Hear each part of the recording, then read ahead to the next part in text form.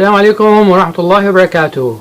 الله يحميكم ويسعدكم ويوفقكم ويرزقكم، قولوا امين، وييسر امورنا واموركم بالدنيا بالاخره، قولوا امين. رجعت لكم طبخه سهله وسريعه على طلب احد الاصدقاء والمحبين انه نساوي لهم شغلات سريعه، فحنساوي نحن هنبه بالزيت. شو الهنبه؟ الهنبه هي نبات مثل السبانخ او الخبيزه، بيتاكل بيتغمس بالخبزه او بالمعلقه بالزيت، بالانجليزي اسمه داندلاينز جرينز. بتشتروه من السوق، قصيناه او قسمناه لشقف صغيره، بعدين بنحطه بمي لساعه، بعدين بنغير المي وبنحطه بمي جديده بنغليها مع عصره ليمونه لتحافظ على لونها شي 5 دقائق. المكونات على بركة الله، بسم الله الرحمن الرحيم. بصلتين قسمناهم جناحات، بدكم كم سن توم بنقسمهم صغير، بدكم رمانه للزينه، بدكم جوز للزينه، بدكم حمض وزيت، وشو بدكم كمان؟ ملح حسب الرغبه. هلا بنحط شي 3-4 معالق زيت زيتون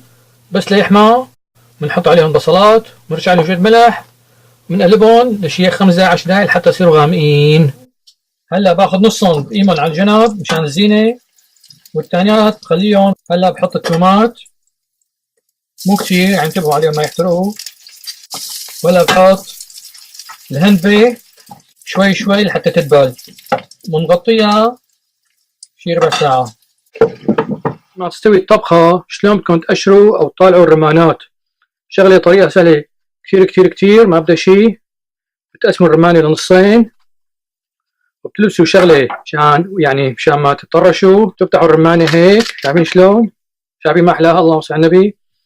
بعدين بتمسكوها هيك ومعلقة خشب بتجيبوها وبتدقوا هيك عليها، ما تلاقي هروا الرمانات، شايفين؟ تموا هيك حتى تفضى كلها.